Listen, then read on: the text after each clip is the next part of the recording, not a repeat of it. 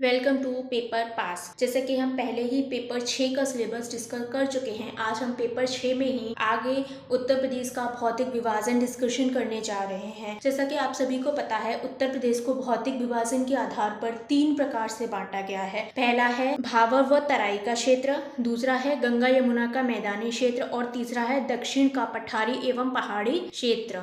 अगर हम भावर क्षेत्र की बात करें तो ये ना सहारनपुर से स्टार्ट होता है, सहारनपुर से स्टार्ट होकर के महाराजगंज तक जाता है, सहारनपुर से महाराजगंज तक जाता है और ये ना शिवालिक के एकदम दक्षिण में है। यहाँ पे बहुत मोटे मोटे और बड़े बड़े पत्थर पाए जाते हैं। ठीक है, इसमें जो नदियाँ हिमालय से निकलती हैं वो गायब हो जाती हैं, यहाँ पे हमें नदियाँ नहीं दिखाई देती हैं। ठीक है, भावर क्षेत्र है, इसकी चौड़ाई पश्चिम में तो ज़्यादा है और पूर्व में थोड़ी सी कम है। ठीक है, यहाँ पे कृषि नहीं होती है, नदियाँ विलुप्त हो जाती हैं। ये तो हो गया हमारा भावर क्षेत्र। अब तराई क्षेत्र की बात करते हैं। भावर क्षेत्र के दक्षिण में, भावर क्षेत्र के एकदम दक्षिण में ये हमारा तराई क्षेत्र, इसका विस्तार भी सहारनपुर से लेकर के कुशीनगर देवरिया तक फैला हुआ है। ठीक है, जो हमारा भावर क्षेत्र था वो तो हमारा पश्चिम में चौड़ा था, लेकिन जो हमारा तराई क्षेत्र है वो पश्चिम में कम चौड़ा है और पूर्व में थोड़ा ज्यादा चौड़ा है। एकदम जस्ट अपोजिट है, भावर से तराई एकदम जस्ट अपोजिट है। इसका निर्माण नदियों के अवसाद से होता है। जो हमारा ये तराई क्षेत्र है इसका निर्माण नदियों के अवसाद से होता है। ठीक है, और ये नमी युक्त क्षेत्र है। पूरा का पूरा जो क्षेत्र है ना, ये जो मैंने ऐसे ऐसे सर्कल कर रखा है, ये शैडो लाइन जो है ये तराई क्षेत्र है और ये पूरा नमी युक्त है। ये कृषि युक्त क्षेत्र है, यहाँ पे दलदली क्षेत्र है, कृषि संपन्न क्षेत्र है और यहाँ पे घने घने घने वन पाए जाते हैं। ठीक है, और ये उर्वरक भी है क्योंकि नदियाँ जब अपने साथ अवसाद लेके आती हैं तो वो मिट्टी बहुत ज़्यादा उपजाऊ हो जाती है।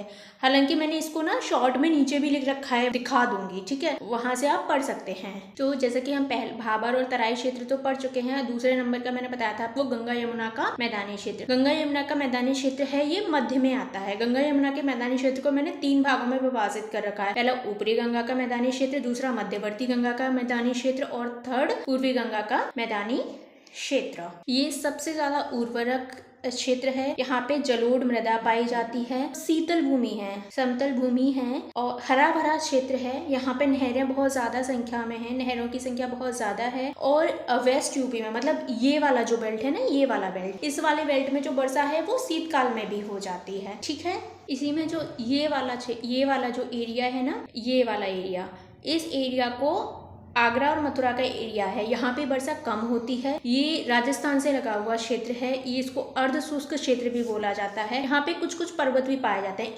इस पूरा ये वाला जो पूरा एरिया है, ये वाला बेल्ट जो है ये समतल है, लेकिन यहाँ पे कुछ कुछ पर्वत भी पाए जाते हैं, जैसे गोवर्धन पर्वत भी यहीं पे है।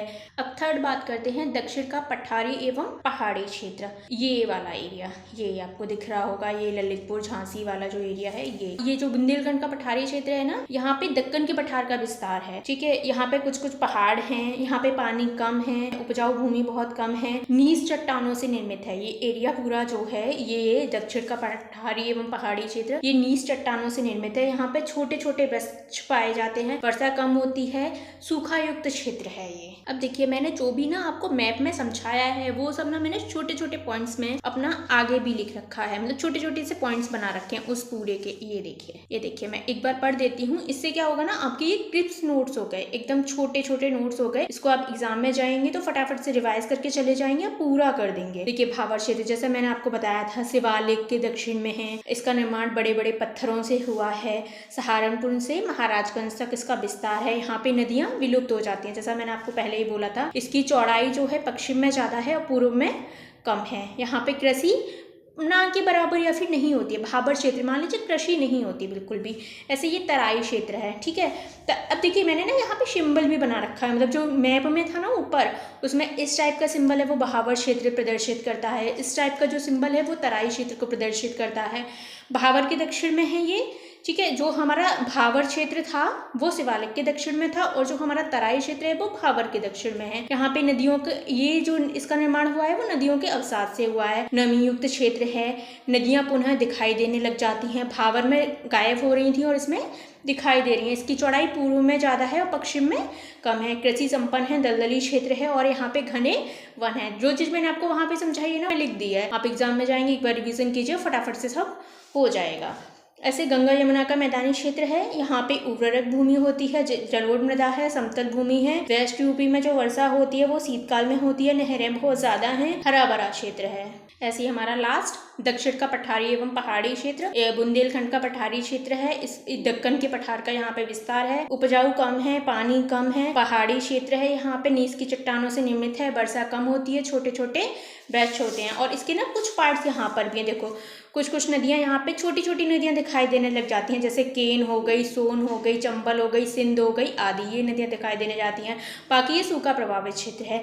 पथरीली मिट्टी है, ज्वार और तिलहन जैसी जो कम पानी में फसलें हो जाती हैं वो वाली फसलें यहाँ पे पाई जाती हैं। थैंक यू सो मच, जुड़े रहिए पेपर पास के साथ। जो भी आपको ठीक लगे वो आप कमेंट कीजिए। Thank you so much.